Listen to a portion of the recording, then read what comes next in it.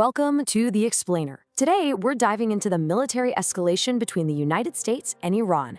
And to really understand what's happening, you have to think of it less like an all-out war and more like a really intense, high-stakes chess match. Okay, so here's the game plan for today. We're going to start with the spark that set this whole thing off. Then we'll break down the playbooks for both the US and Iran. After that, we'll look at the current standoff and try to figure out what might happen next. All right, so it all kicks off with this one event, a US military strike on a small but incredibly important Iranian island right there in the Persian Gulf. And right away, this brings up a huge question, right? I mean, this island is the absolute heart of Iran's oil exports. So why would the US bomb it? Figuring that out is kind of the key to understanding the entire strategy at play here. So let's break down what exactly the US military did. Because as you'll see, these weren't just random attacks.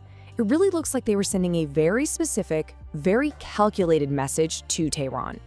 Okay, first up, you've got this deployment of 2,500 US Marines. Now, that's not a number you'd use for a massive ground invasion. No, a force this size is designed for something much more specific.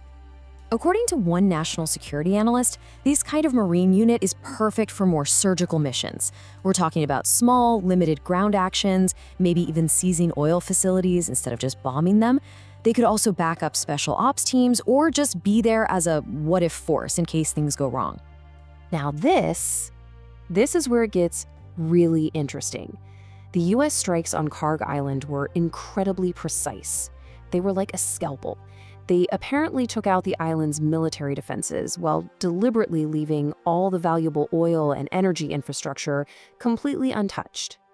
And before we get into what this all means strategically, hey, if you're getting value out of this breakdown, make sure to subscribe for more news updates just like this one. So what's the big idea here? It's something called coercive leverage. Basically, it's not about destroying everything. It's about showing you can.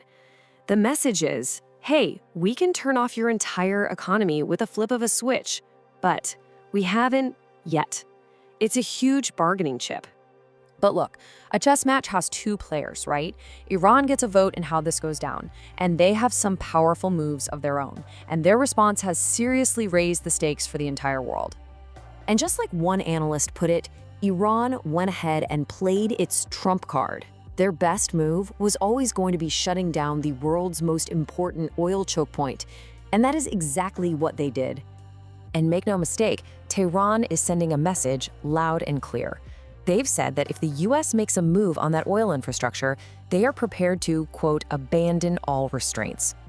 So all of this, it brings the focus of this whole conflict down to one single spot. The Strait of Hormuz has become what military folks call the center of gravity. It's the one critical point that everything else revolves around.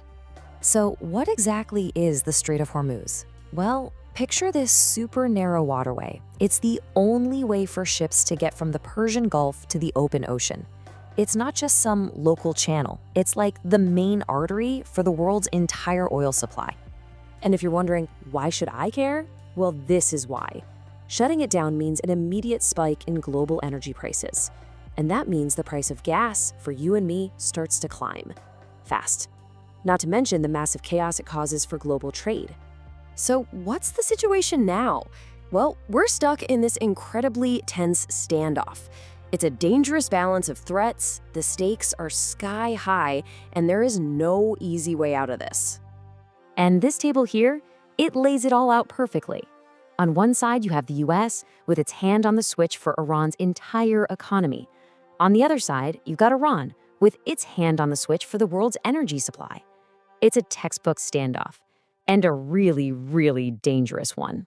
And on top of that, the signals coming out of Tehran are anything but calm. Iran's new supreme leader, who recently lost family members in the fighting, called them martyrs and made it a point to say that keeping the strait closed is critical. That is not the language of someone looking to back down. So how does this get resolved? Well, there's no easy button here. A US military operation to reopen the strait is probably on the table, but it's going to be complicated. We're talking weeks of work just to make it safe enough for naval ships to even go in. And that leaves us with the big final question. In this high-stakes game of geopolitical chess, With the US threatening Iran's economy and Iran holding the world's energy supply hostage, what is the next move? The whole world is watching to see who blinks first.